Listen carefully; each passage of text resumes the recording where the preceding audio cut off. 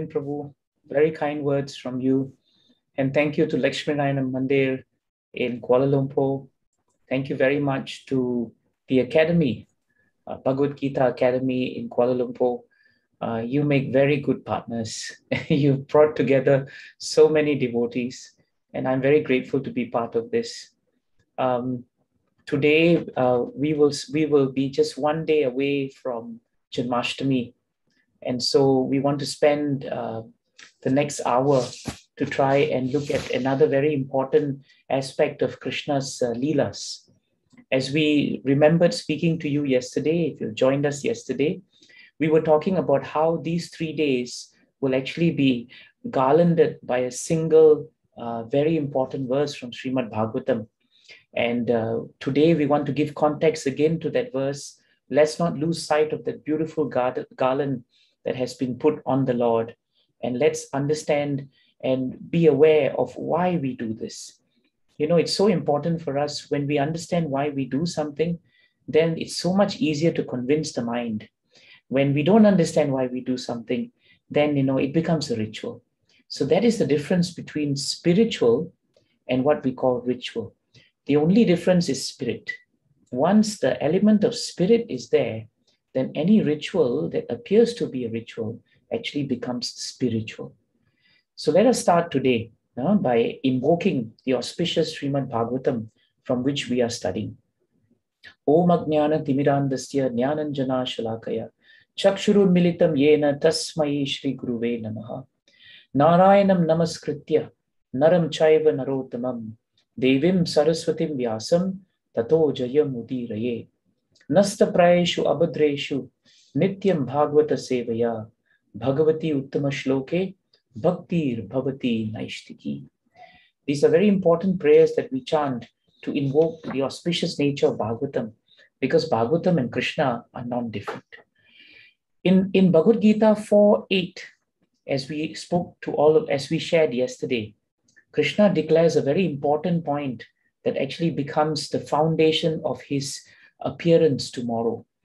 Paritranaya sadhunam vinashaya cha duskritam dharma samsthapanataya sambhavami yuge yuge.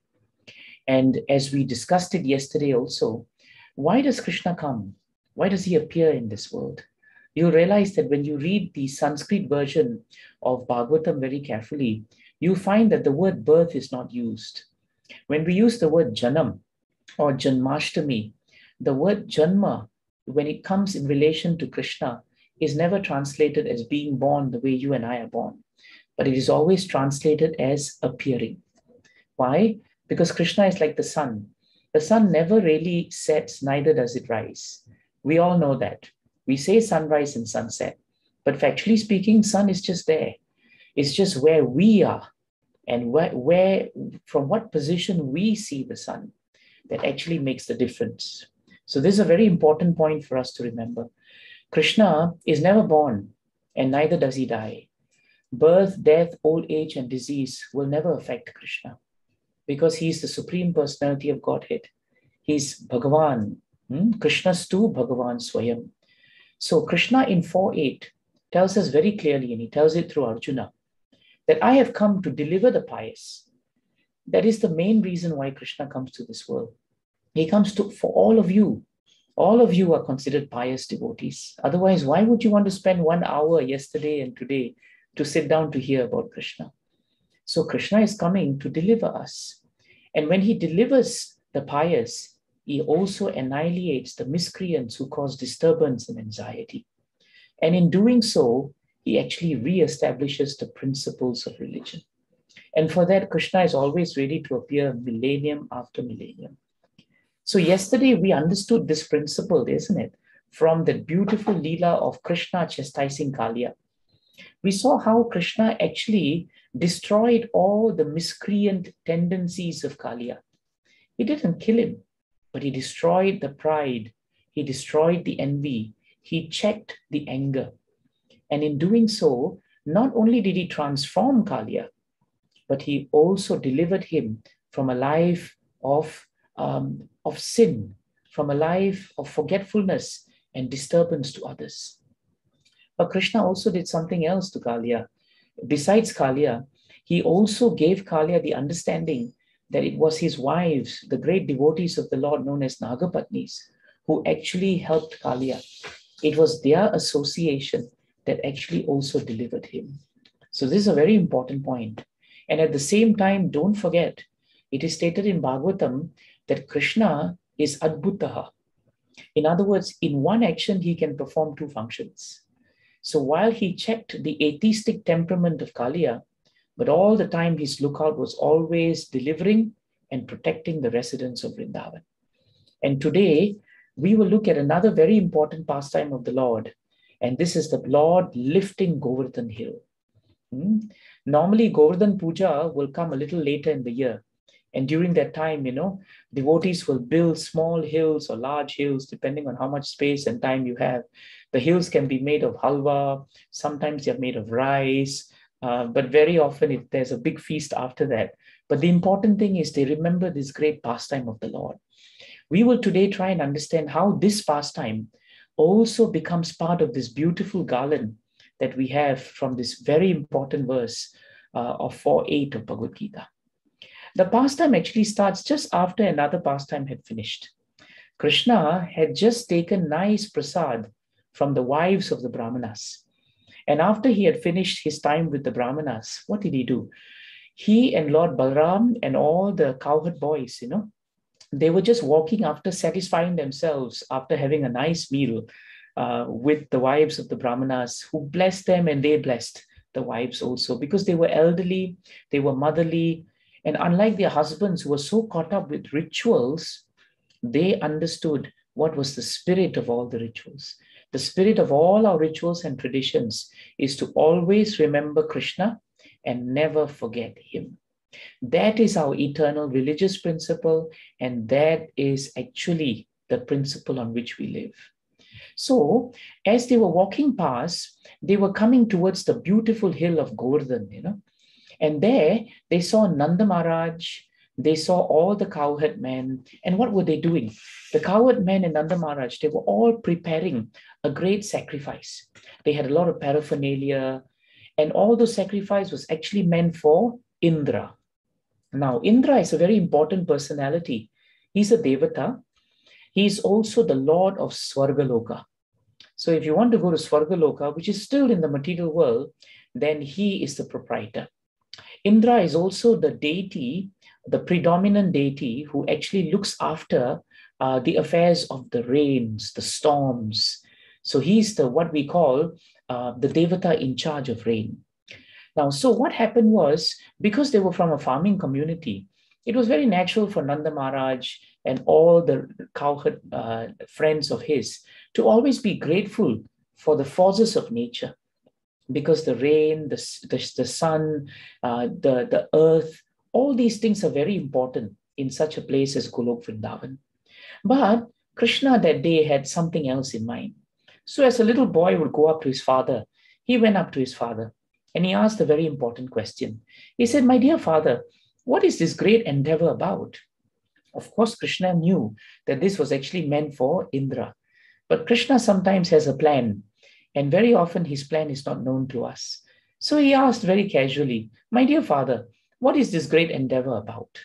What is it meant to achieve? What is the goal of this activity? And if it's a ritual, for whose satisfaction is it for?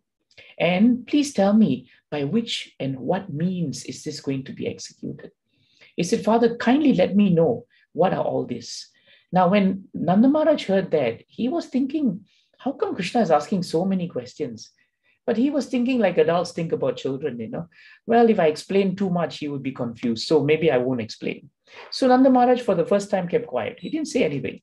But Krishna persisted. And when Krishna persisted, Nanda Maharaj finally said, "My dear son, this is actually meant to be a sacrifice and a ceremony, right, to honor Indra." So then Krishna asked a very important question.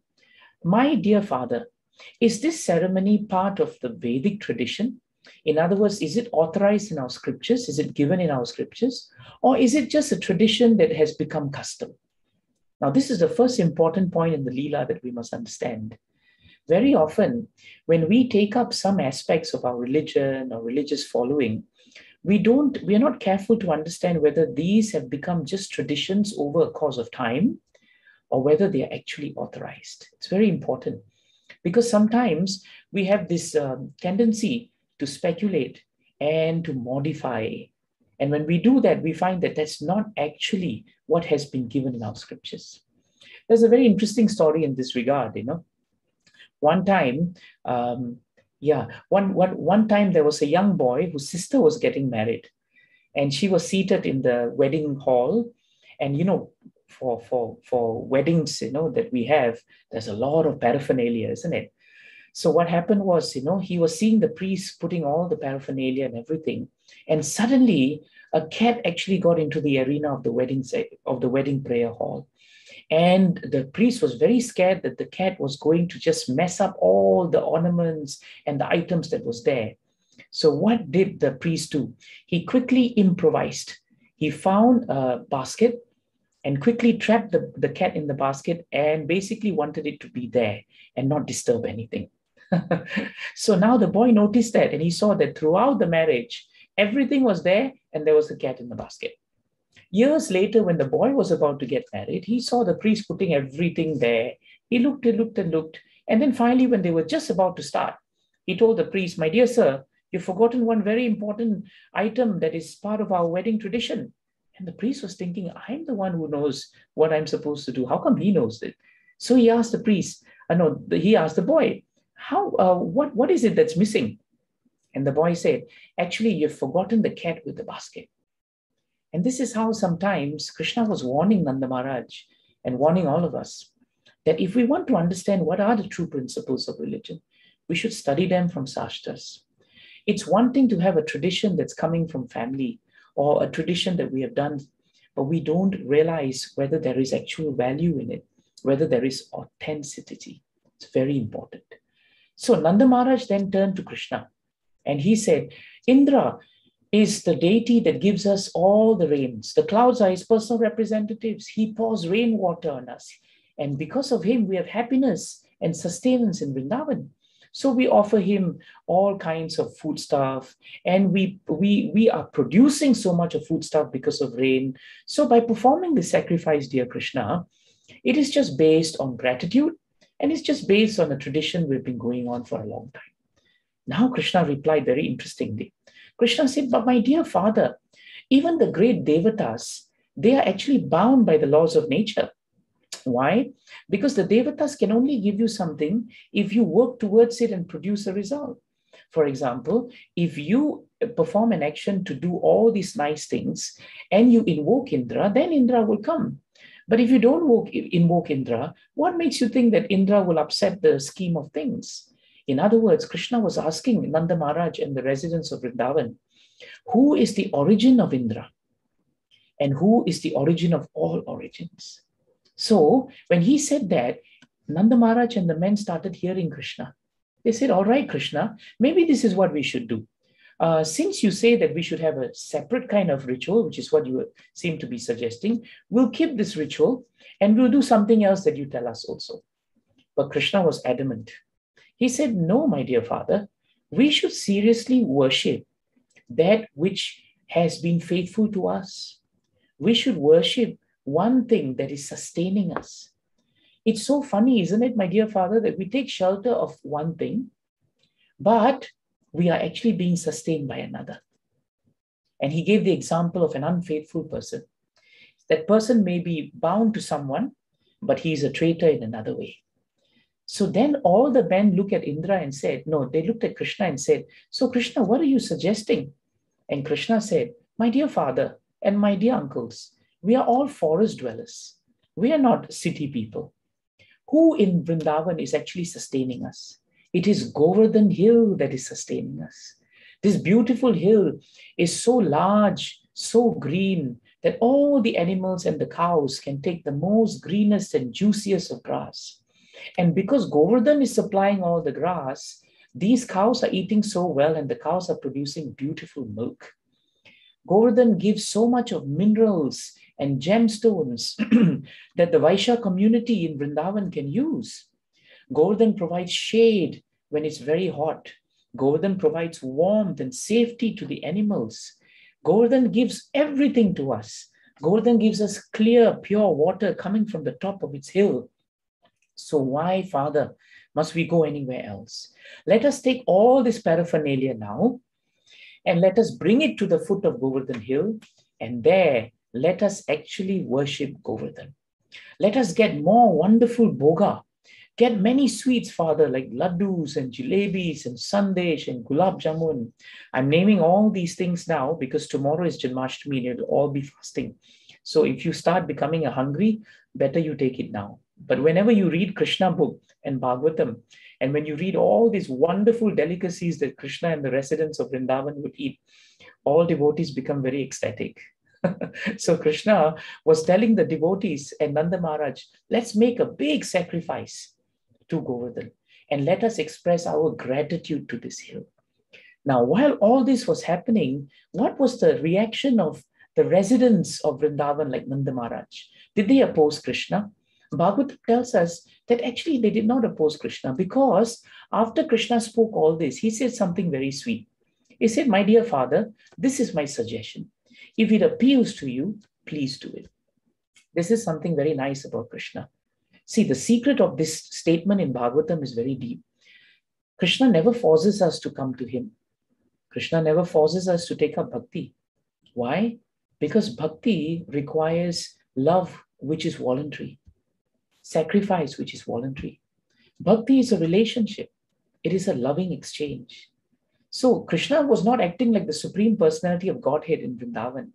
He was a little 7-year-old boy actually during this pastime. And so after speaking so much, he said, Father, if this appeals to you, you please do it.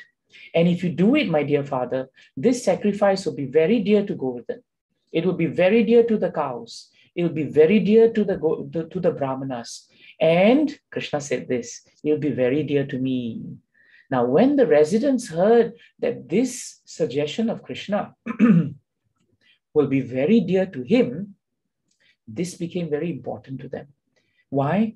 Because the residents of Vrindavan, they live for Krishna. Remember how we said yesterday, the gopis, they say so nicely, Tava katha amritam, tapta jivanam, tapta jivanam. Tapta jivanam means, Krishna, you are my life and you are my soul. This was the greatness of the Vrindavan residents. The moment they heard this will please Krishna, they said, fine, if this pleases Krishna, because all we want in our lives is actually to please Krishna. All the cowherd boys, they would play whole day to please Krishna. The cowherd maidens, they would do all their things and remember and please Krishna. Yashoda Mata would arrange her life just to please Krishna. Nanda Maharaj would arrange his life just to please Krishna. So therefore, when the residents heard that, they all accepted Krishna's words as proper. They accepted it as proper. Now, this is also very important. Why should they accept Krishna, little boy's words, as proper? Because of their bhakti for him. And because they had bhakti for him, they had one principle in which they lived in Vrindavan. And this principle is given very nicely in Bhagavatam. It is a prayer given by Prithu Maharaj in the 4th canto, 20th chapter, I think 31st verse, 4, 20, 31. Prithu Maharaj is an empowered incarnation of the Lord, and he sings this beautiful prayer. And this is the same mood of the residents of Vrindavan. Tvanmaya yadha jana isha kandito yad anyadashashtaritat mano abuddha yathachare balahitam pita swayam tatha tvameva arhasina samihitum. So this is a beautiful prayer. What is this prayer about? The residents of Vrindavan pray as follows, and Prithu Maharaj prays as follows. My dear Lord, because of illusory energy in this material world, we have actually forgotten our real constitutional position. And what is our real constitutional position? That we are eternally servitors of the Lord. And out of ignorance, we are desirous of material happiness and not spiritual happiness. We think we can get happiness in this material society of friendship and love, but we don't realize that these material benefits, they don't really benefit us because they are temporary by nature. If one pleases Krishna, then that happiness is permanent. But if one pleases anyone else except Krishna, because that person is temporary, your happiness, which is tagged to the person, is also temporary. It's very logical. So the last point that Prithu Maharaj sings is very nice. He says, my dear Krishna, just like a son, right? No, just like a father who totally understands his son and doesn't wait for the son's demands, does everything for the benefit of the son. Please bestow upon me what you think is best for me. This was the mood of the Vrindavan residents. For them, anything that Krishna suggested was best for them. And so, out of humility, they were all grown-ups, yet see how much humility they had before Krishna. They never thought, oh, he's only a 7-year-old boy, let's dismiss him. No, the mark of humility of the residents was, Krishna is the object of our love. Whatever we can do, we will take him seriously. Now, Krishna had a reason for this pastime. Not only did he want to reciprocate this loving exchange with the residents of Vrindavan, but he also wanted to deliver Indra from his pride. Because all these sacrifices for years and years was making Indra very proud. Indra was feeling that I am the king of all the 3 worlds. That is why everyone is praying to me. But Indra had forgotten that actually the origin of Indra is Krishna. Because Bhagavatam and all Shastras say, Sarva Karana Karanam. So this is the reason why Krishna was pushing for an alternate sacrifice. Because he knew this would draw out Indra. And in doing so, he would purify Indra. Paritranaya sadhunam. This is the mood of Krishna. So nice arrangements were made by the residents of Vrindavan. Word went around. Krishna has decided that we will have a nice Govardhan puja. Auspicious Vedic mantras were chanted. Lots of food offerings were made. Lots of abundant green grass was given to cows. Abundant milk was taken from the cows. Then all the residents got on bullock carts. Those who could walk, they walked. The elderly ones got on bullock carts. The gopis, the young maidens, they all got on bullock carts. They adorned themselves very beautifully. And then they started chanting the beautiful names of Krishna as they went around. As they went around, all the residents of Vrindavan, they didn't remember anyone else. They just kept chanting the names of Krishna as they went around Govardhan. And one of the beautiful prayers that they said, is very nicely enshrined by this nice prayer. Sri Krishna Vishnu Madhukaita Bare Bhakta Nukampin Bhagavan Murare Trayasya Mamke Shavalokanatha Govinda Damo Daramadaveti. And the meaning is so nice. The gopis were all singing, Krishna, O Vishnu, you are the enemy of Madhu and the slayer of the Madhu demon. You also slayed the Kaitaba demon. O Supreme Personality of Godhead, you were the slayer of the Mura demon. And by slaying all these demons, you were very merciful to the devotees. O Keshava, you are the Lord of all the worlds. O Govinda, O Damodara, O Madhava, please deliver us and always be in our association. Such a beautiful prayer. And so these were the prayers that were going on as they circumambulated Govardhan Hill. And as they did that, they were all very happy. They were very happy. And all the time, they were just chanting and remembering Krishna. That's why, in Bhagavatam, it is stated that when we do something, what will happen is, if we continuously remember Krishna, the effect is that we will always be able to see his lotus feet. Because Krishna is absolute. If you chant Krishna's names, Krishna is in your heart. If you take darshan of Krishna, Krishna is in your heart. There's no difference between his name and his form. So Kunti Mata actually tells us in Bhagavatam this very important suggestion. And that was what the residents of Vrindavan were doing when they were circumambulating this Govardhan Hill. Shrinavanti Gayanti Grananti Abhikshnashaha Smaranti Nandanti Tavehitam Janaha Ta Eva Pashyanti Achirena Tavaka Bhava Pravaho Paramam Padambuja. This is found in the first canto, 8th chapter, 36th verse of Bhagavatam. What does Kunti Mata say? Krishna, those who continuously hear, chant, and repeat your transcendental activities, or even if they can't chant, if they can't hear, they can't repeat, Nandanti, they take pleasure in hearing about others doing it. All these devotees who do these activities, they will certainly see your lotus feet. And when they see your lotus feet, there will be the stoppage of the repetition of birth and death. So all the residents of Vrindavan, what did they do? They were continuously hearing about Krishna. They were continuously chanting Krishna's names. They were repeating Krishna's transcendental pastimes. And if they didn't have the capacity to do so, they became very happy when others did so. In the material world, it's completely opposite. If supposing someone is doing very nice devotional service for bhakti, we should become happy for them. But the tendency in material world is envy, just like Kaliya. It is envy and pride. So what happens is, if someone is doing nicely Bhagavatam or someone is doing nice service to Krishna, in the material world, the tendency is that we actually become envious. But in the spiritual world, they take pleasure if someone is doing better than them. This is very important. This was the difference between Indra, who was full of pride, and because of that, he had envy, and the residents of Vrindavan, who were very simple-hearted and who had enshrined Krishna in their hearts. So they were very pragmatic, they were very fortunate, and they were very intelligent. Why? Krishna was all in all for them. They were not concerned about rituals. They were not even concerned about the devatas. They simply had Krishna. They had no motive, they had no duplicity, and therefore they were very happy. So now the Govardhan Puja started. Everybody had circumambulated and now they sat down. And at that point of time, Bhagavatam tells us an amazing thing happened. Krishna then assumed an unprecedented huge form. He was there as Krishna, a 7-year-old boy. But at the same time, simultaneously, Krishna assumed an unprecedented huge form.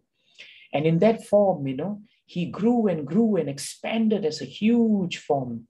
And when he did that, all the residents of Vrindavan, their faith in the Supreme Personality of Godhead just began growing. And when he became this huge form, he made an amazing declaration. He told everyone, I and Govardhan Hill are non-different. Such an important principle. Krishna loves his devotees so much, to the extent that he has declared that he and his devotees are non-different. They are that close, actually. So when Krishna did that, he then encouraged everyone to come forward, and they all performed ecstatic kirtan. Krishna led the way by eating abundantly with his huge transcendental form and asking for more and more and more. And he encouraged all the devotees to have a wonderful feast. The good thing about devotional service is, you're never short of prasadam. And so therefore, you find even in the Shastras, Krishna was always having prasadam and all the residents of Vrindavan were having prasadam. So he encouraged them and they became so happy. And at the same time, Krishna, as the little boy in Golok Vrindavan, he bowed before that awesome form of Govardhan, which was the hill, and that great form that Krishna had taken. And he bowed down. And in doing so, all the residents also bowed down. And then they became very satisfied with the ceremony. And after distributing prasad to all the neighboring villages of Govardhan and Vrindavan, all the residents of Vrindavan went back very satisfied, very satisfied. Is that the end of the beautiful pastime of Krishna? No, it's just the start actually. What did Krishna do up to now, Prabhu and Matajis? He fulfilled that very important component of the garland. He was actually giving protection. You may say, what did he protect the residents from? Protection by Krishna is very deep. It's very deep. When he protects and delivers the pious, what he actually does is he delivers them from misconceptions. Krishna established that the real tradition of Bhagavatam, the real tradition of Vedic knowledge, is to understand who is the source of everything. Aham sarvasya prabhavo, mattaha sarvam pravartate. Krishna declares in Bhagavad Gita, I am the source of all material and spiritual worlds. And that was what Krishna wanted to do. By doing that, he delivered the residents of Vrindavan from any misconception. And by doing that, he protected their consciousness. So this is how Krishna protects us actually. Krishna's brains, Bhagavatam tells us, Hari, may the say, is working overtime, always finding ways in which he can protect us. Just see how merciful Krishna is. So protection is not always sword and shield protection, a big fight. No, Krishna protects us and delivers us by sometimes course correcting and rectifying and saving us from situations where we may become bewildered. That is his mercy. But now the second part of his duty in the garland comes, because not only does he deliver the pious and protects them, but he also annihilates the miscreants. Now, when Indra understood that the sacrifice had happened, and it was not meant for him, because all the time he was expecting once again this year, the residents of Vrindavan will worship me. And Indra would feel very proud, and he would then bless them with rain, forgetting that the source of rain is actually Krishna. And the source of Indra is also Krishna. But he forgot that. So Indra became furious with Nanda Maharaj and the residents, furious, because he thought, how can they accept this little boy known as Krishna? And that's why we have that famous English term, pride comes before fall.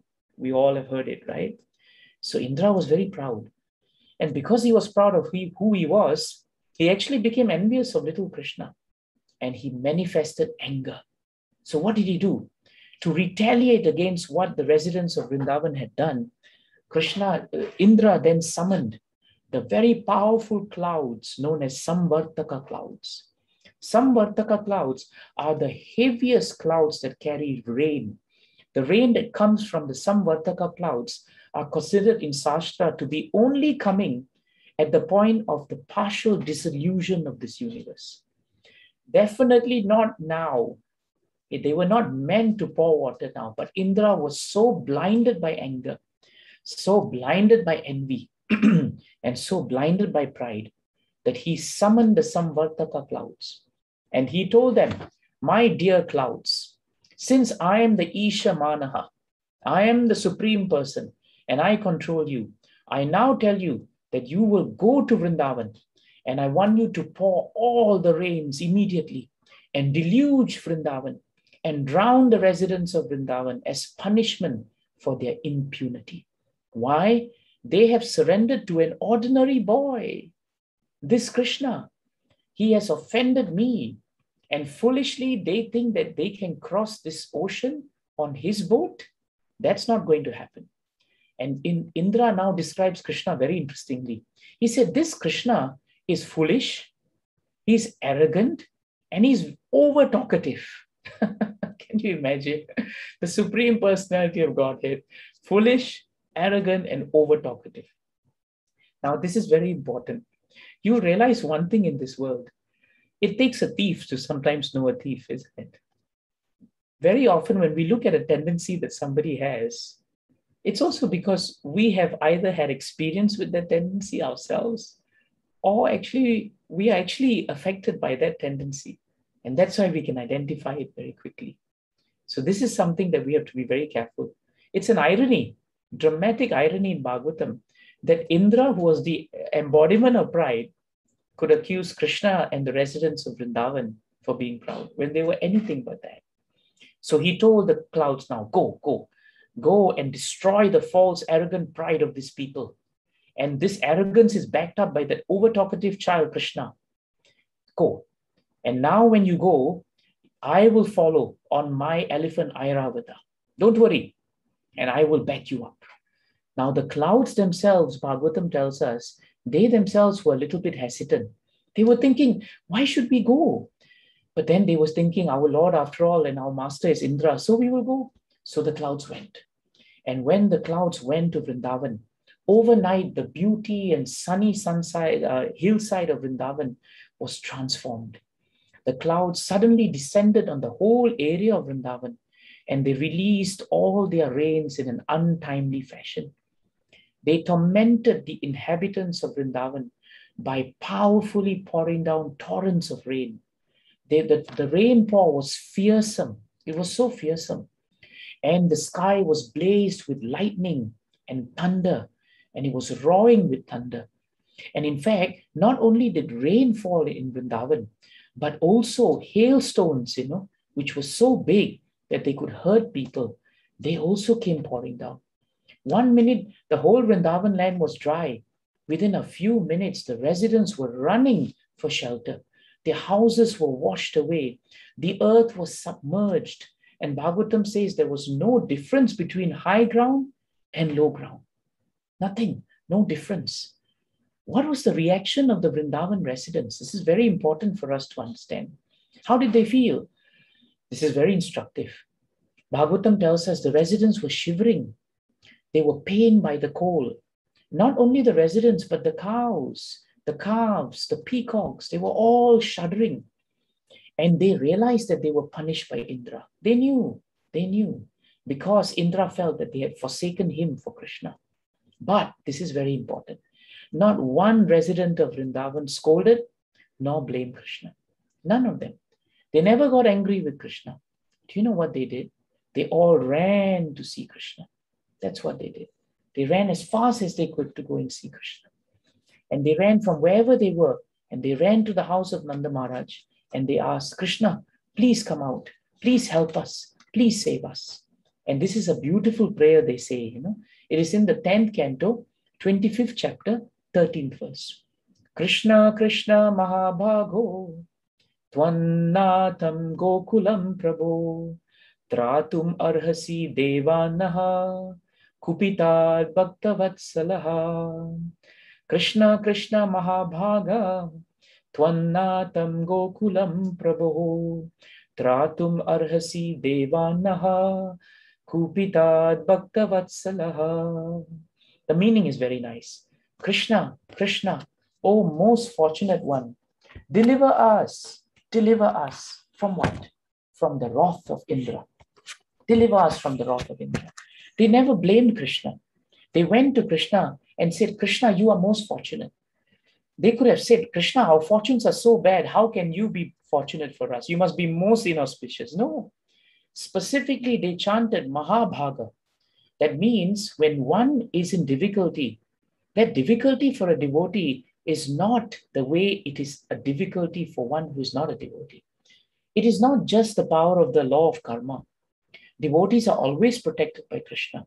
So whenever Krishna is present and his hand is seen, then we understand that his protection is there. We just have to see the hand of Krishna. The residents saw the hand of Krishna. And therefore, when they saw the hand of Krishna, they then said, Krishna, Krishna, Mahabhaga. Then they said, Twan Natam Gokulam Prabhu, Tratum Arhasi Devanaha. And then they said, Krishna, you are the most affectionate one to our devotees. That's why you're known as Bhaktavatsala. Please save us now. Please save us now. When the residents said this way, what was the reaction of Krishna? Now we know the reaction of the residents to the rains. Now let's understand the reaction of Krishna when the residents came to him. No fault finding, no blaming, no criticizing. In fact, they just came back to Krishna. That's how much faith they had in Krishna. Sometimes in this material world, it's stated very nicely that even in material world, your love for someone is tested not actually in the good times, but actually in the bad times. How loyal and how focused you are. How much you are objective and determined to keep that love. That is a reflection of the spiritual love between devotees and the Lord. And don't forget, the residents of Vrindavan, when Krishna was born, Garga Muni, the great astrologer, had come. And he had read Krishna's palm. He had done nice astrology. And in the astrology, he had predicted a very important point. Anena sarva durgani yuyam anjas tariyata. This is a very nice point. It's in 10:8:16 of Bhagavatam. Anena sarva durgani. That means whatever obstacles and difficulties there are, by this child's grace, you will all be able to cross it. You will all be able to cross it. The residents of Vrindavan never forgot that. And they had full faith in Krishna. When Krishna saw his beloved devotees in distress, what did he do? He knew it was the work of angry, envious, and proud Indra. He knew it. So what did he do? He thought, this is the time now for me to achieve two things: to give darshan and protection for my dear devotees, and to check this atheistic temperament of Indra. And now Krishna says, I will destroy this mountain of pride and arrogance that Indra has. Very important point. Krishna says, Devatas like Indra should always be in the mode of goodness. They should never have any pride in their hearts. Today, I will break that false prestige, and I will shower mercy on Indra by making him reflect on his actions. Then he turns to his devotees and he tells himself, I must protect my devotees at all costs, for I am their shelter, I am their master, and they are my family. After all, I have taken a vow to protect my devotees. And so Krishna, what did he do? He ran out of his house. Now, sometimes people say, in that torrential rain, when Krishna ran out of the house, did he become wet? No. Bhagavatam tells us, Yoga Maya, his potency was so powerful that even as Krishna ran to Govardhan hill, she created a transcendental shade for him, such that as he ran, the entire path where the Supreme Lord was running was untouched by the torrential powers and rain of the Samvartaka Clouds. That is the power of Krishna. So Krishna ran not drenched all the way to Govardhan hill, and then he did something wonderful. He picked up Govardhan hill. Krishna, Govardhan hill is massive.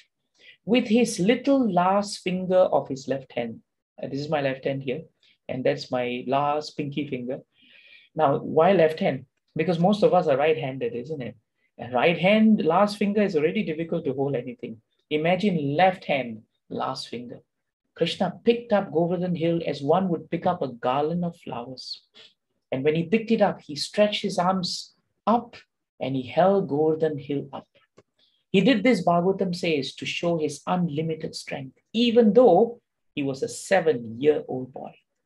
And by doing that, he declared to the whole of Vrindavan and to all of us that anyone who claims to be supreme is considered insignificant in front of Krishna. This nice point is given by Kulashekar Alva. For those of you who know about the Alvas, they were great, great spiritual Vaishnava saints from South India. Kulashekar Alva is one of those great saints.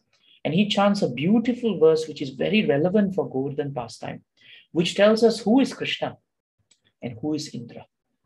Prithvi Renuranur Payamsi Kanikaha Falgus Pulingo Lagus Tejo Nishvasvanam Maruttanutaram Randram Sushukshmam Nabaha Shudra Rudra Pitamaha Prabritaha Kita Samasta Suraha Drishte Yatra Satarako Vijayate Shri Padaduli Kanaha. This verse is so beautiful.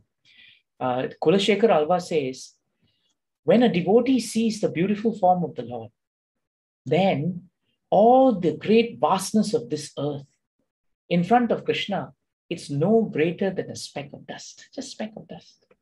This vast expanse of waters in the oceans and the rains that we have, in front of Krishna, they are mere droplets.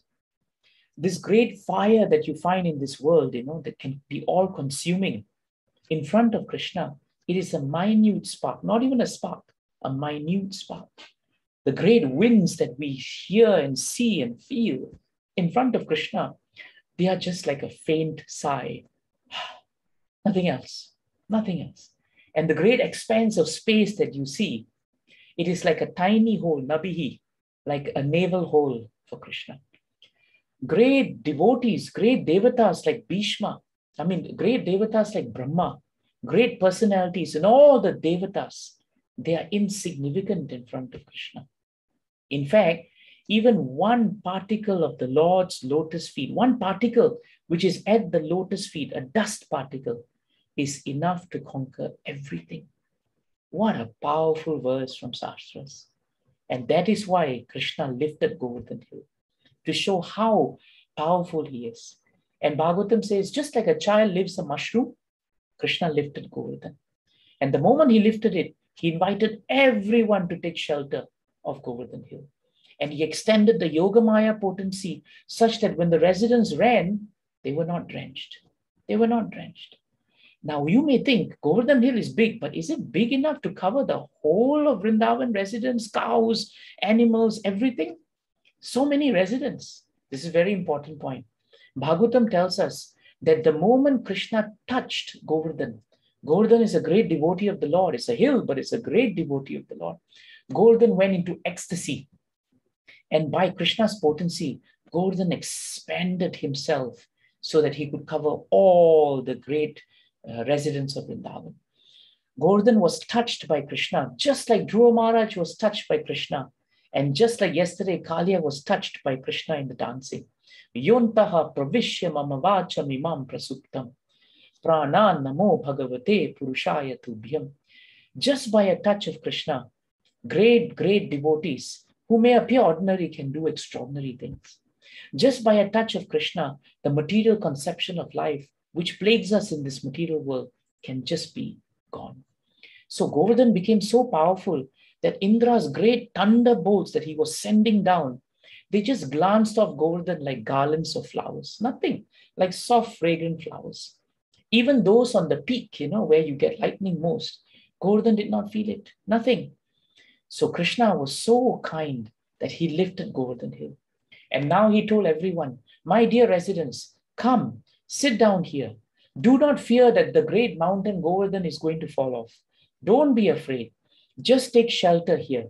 I have now raised Govardhan Hill for your deliverance. And now we can spend time together. And Krishna and the devotees became both pacified. Krishna became pacified because he could be with the devotees. The devotees became so pacified and so blissful. You know why? Imagine the gopis. Every day the gopis would see Krishna a little while in the morning, then he would go away with the cowherd boys. And remember yesterday we shared a verse where the gopis curse Brahmaji because their eyes blink when they see Krishna, and that blinking is like Trute Yugayate. But now the gopis had 7 days. They had 7 days unfettered access to Krishna. Yashoda Mata, Nanda Maharaj, all the cowherd boys.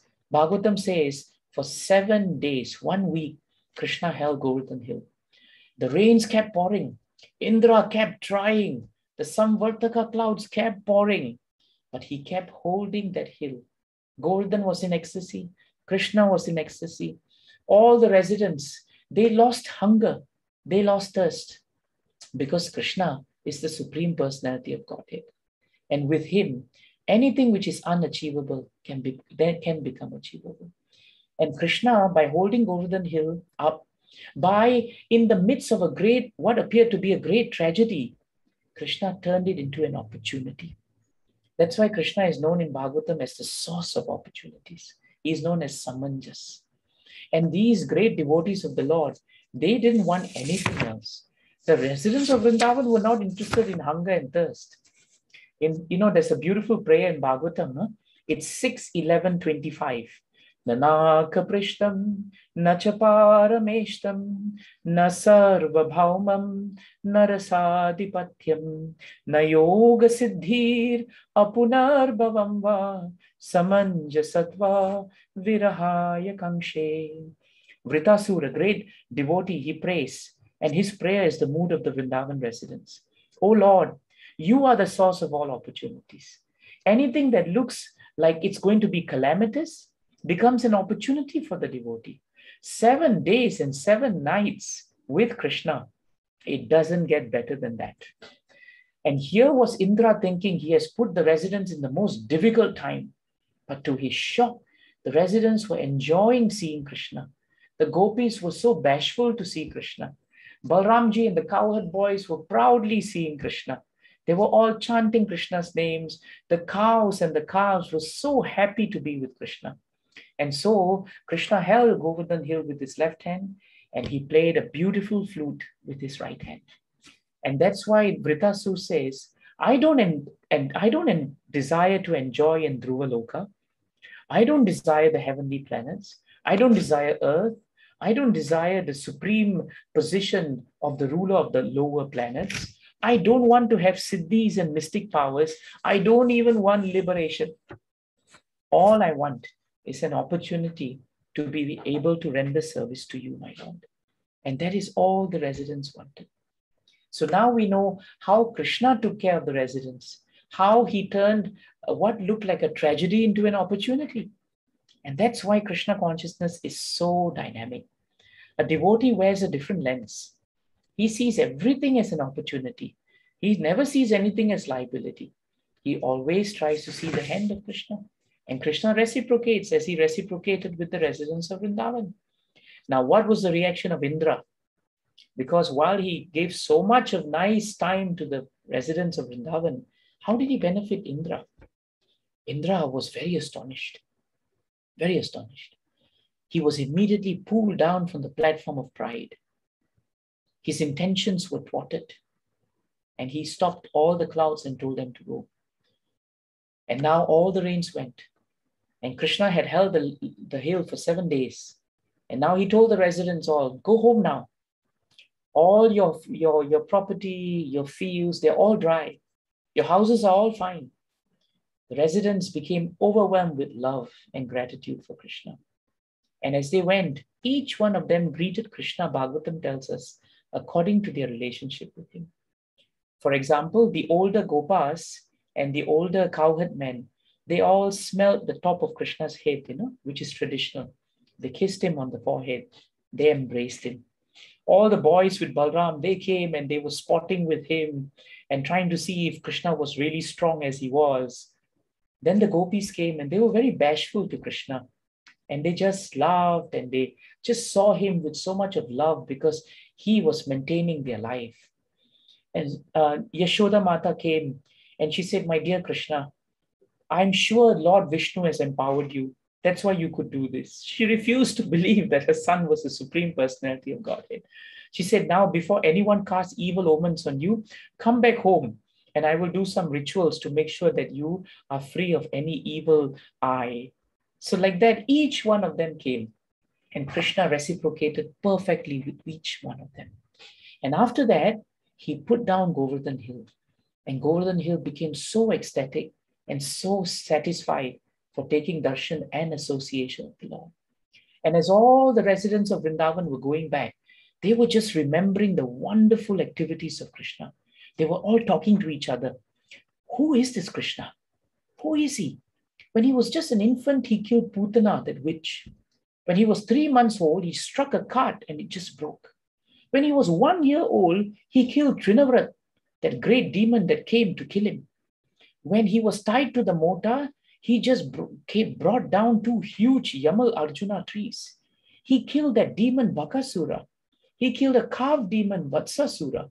He killed an ass demon Dhenukasura. Then he was with Balram when they killed Pralambasura. And then we just saw him chastising Kaliya. Who is this child? But after a little while, they thought, it doesn't matter who he is. He's our Krishna. That's all that matters. And they went home, very happy, very satisfied. What did Krishna do? Krishna knew that Indra was feeling very bad in his heart. And Indra was feeling very humbled. So Krishna went to a very secluded spot away from all the crowds. And he sat there. Do you know why Krishna went to a secluded spot? This is amazing. He went there because he knew that Indra would come to offer obeisances and to admit his mistake. But Krishna did not want to shame him publicly. He did not want to humiliate Indra because Indra is a living entity like all of us.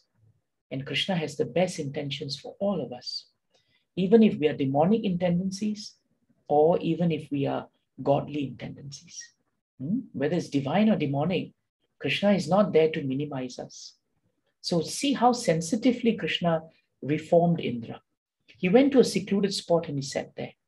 And now Indra and Surabhi cow, which is a beautiful cow from the heavenly planets, they both came. And then Indra fell at the lotus feet of Krishna and took out his jewel helmet and placed it at the lotus feet of Krishna. What a deep symbolism that is. Krishna did not want to humiliate Indra further, but Indra started offering beautiful prayers to Krishna. And one of the most important points that he says is, my dear Krishna, For a long time, I was actually completely engrossed in material pride. I was ignorant of your capacity and ignorant of who you are. And I unnecessarily offended you. And worse still, I put all your devotees into misery. Please forgive me, my Lord. May my intelligence never become bewildered. And may my consciousness never again become so impure.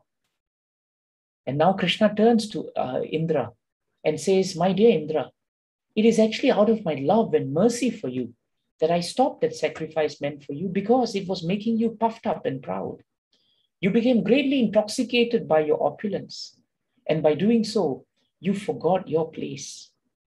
A man who's blinded by intoxication with power and opulence cannot see me, and therefore I sometimes have to take the rod of punishment.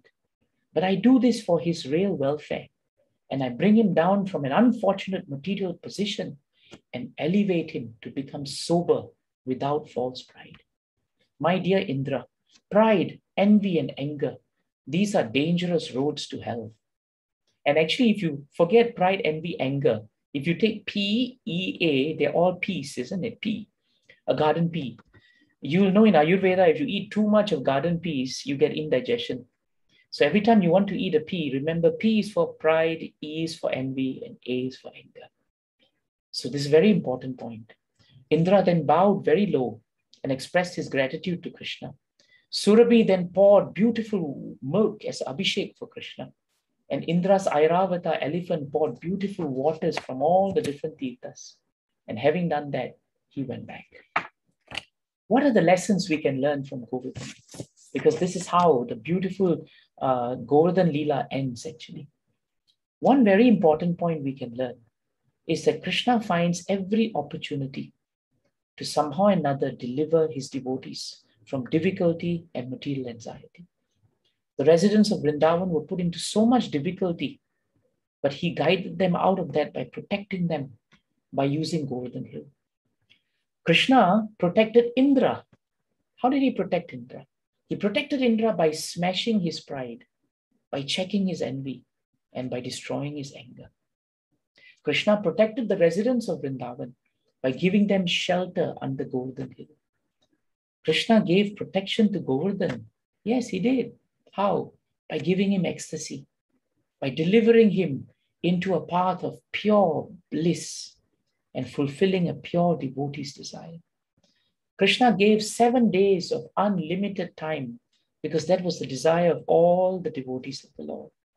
And in that way, he satisfied Indra, he satisfied Govardhan, and he also satisfied all the residents of Vrindavan. That's why one of our great acharyas, known as Bhaktivinoda Thakur, he sings a very beautiful point. Cursed be that happiness. Cursed be that happiness that leads to forgetfulness of the Lord. And blessed be that sorrow that leads to constant remembrance of him. What a beautiful point.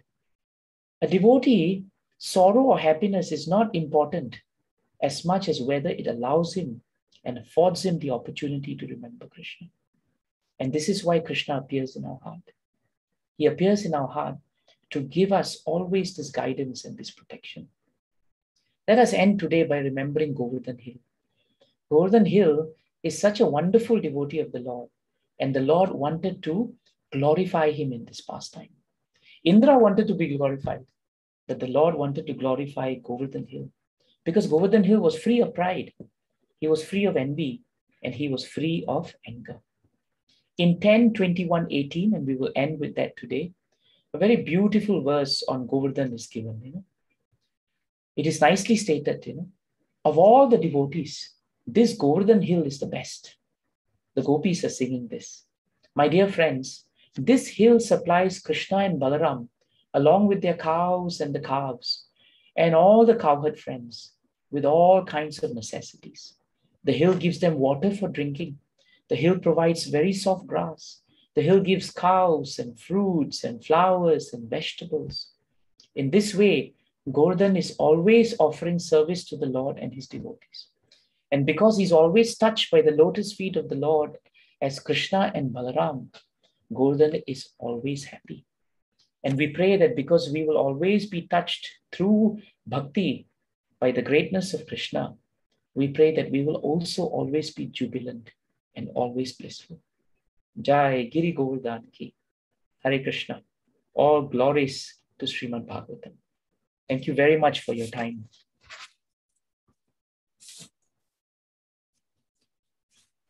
Oh, thank you, Your Grace. That was again a wonderful discourse that had teleported me to the spiritual world.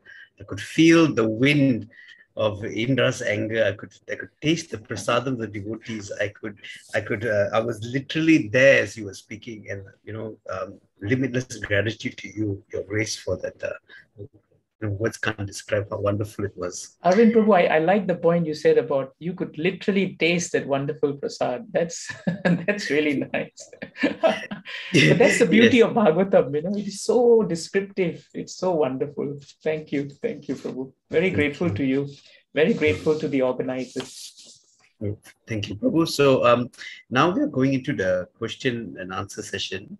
And we'll be taking a few questions from the audience. So the audience can drop the questions in the chat box if you have any questions, or you can even unmute yourself if you'd like to ask a question. But to begin with, as to not waste any time, Prabhu, you mentioned, Your Grace, you mentioned that, a devotee perceives opportunity in calamity and that they see the hand of Krishna in all things. And you also mentioned that blessed be the sorrow that gives one the remembrance of the Lord, and cursed be that happiness that brings forgetfulness of the Lord.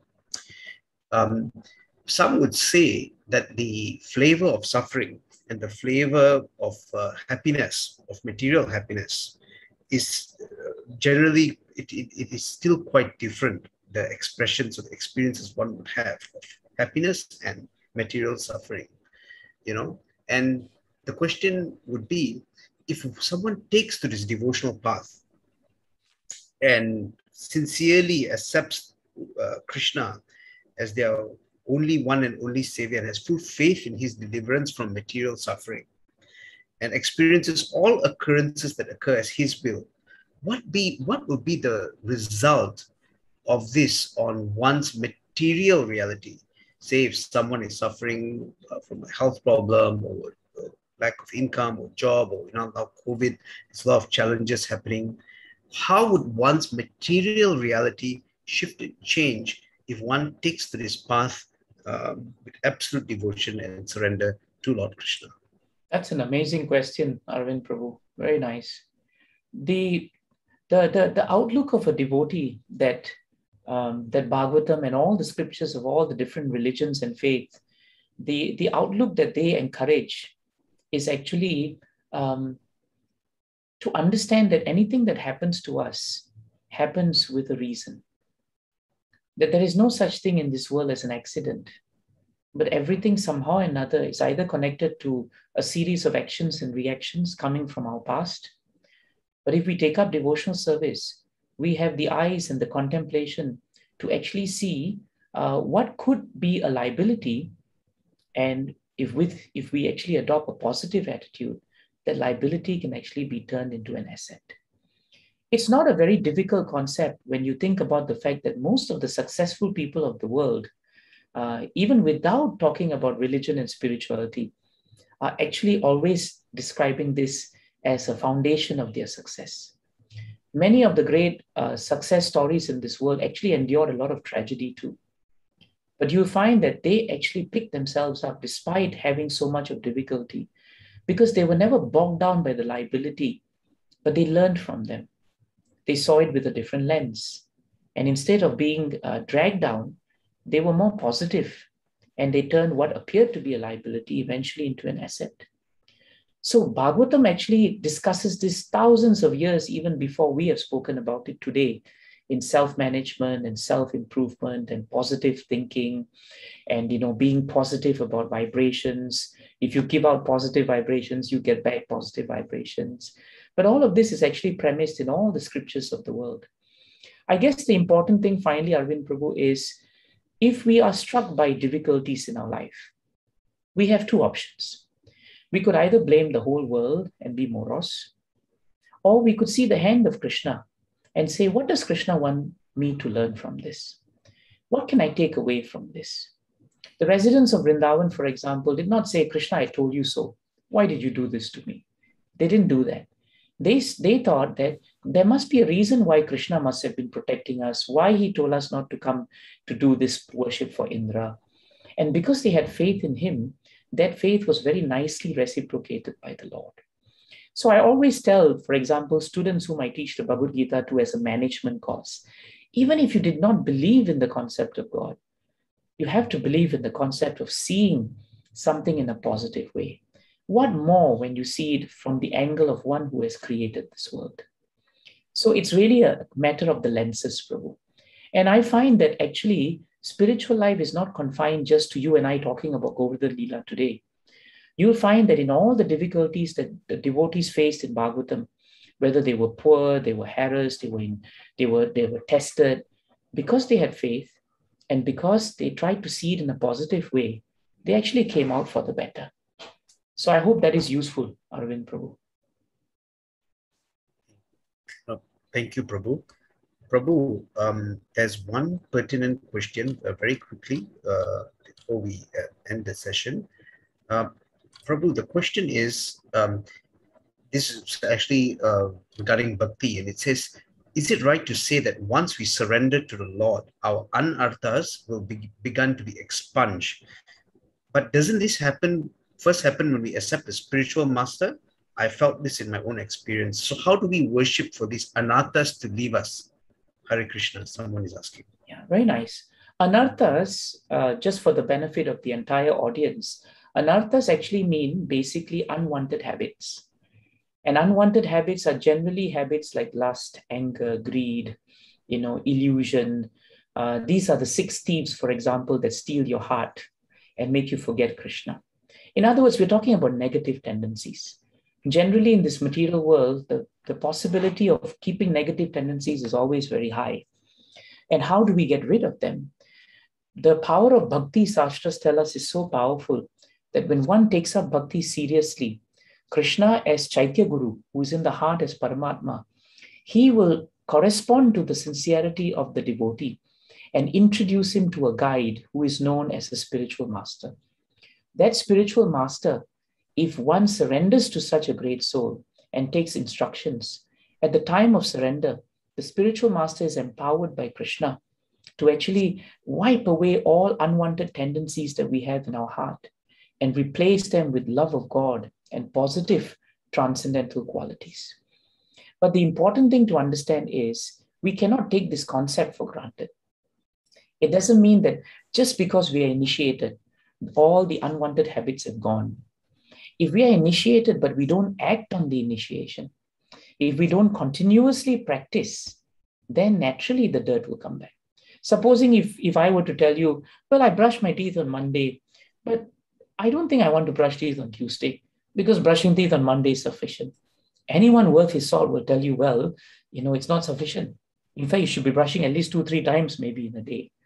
So the fact is, even as we take up devotional service increases in potency when we are continuous about it. That is a very important point. Thank you, Prabhu. I hope that answers the question, actually.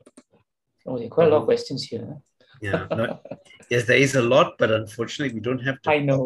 But I'm happy, Arvind Prabhu, if you take them down and at some point, if I need to answer them, I'm happy to do that. I think we will do so because there's just so much of spiritual inquisitiveness that I can't blame them. I'm just as inquisitive as them. But unfortunately, due to time and space, yes. So much of gratitude to you, Your Grace, for truly enlightening us today. And to everyone, just like to wish you all Hare Krishna once again. And to remind everyone as well, this is the end of the second session of the 3-night Katha. But tomorrow is the appearance day of Janmasthami of Lord Krishna himself. And I can imagine if I'm feeling so much grace from this, from the last few days, I can't imagine what will be in store tomorrow. So I'd like to encourage everyone to please make sure you attend for the spiritual benefit of all. tomorrow's session as well, as we have His Grace Prabhu Devakinandan also speaking tomorrow. And please pass the word around to everyone, you know. And yes, with that, I would like to once again, Your Grace, thank you so much. Deepest levels of appreciation. Same And from here. and yes, and like to just end with a little little glorification of the Prema Dvani. All glories to Sri Lakshmi Narayan Bhagwan. All glories to Sri Radha Madhava Ashtasakis. All glories to Sri Jagannath Baladeva Subhadra. All glories to Sri Sri Gaura Nityai. All glories to Sampradaya Acharyas. All glories to His Divine Grace, Srila Prabhupada. All glories to the assembled devotees. And with that, we formally end today's session. Hare Krishna. Hare Krishna. Hare Krishna.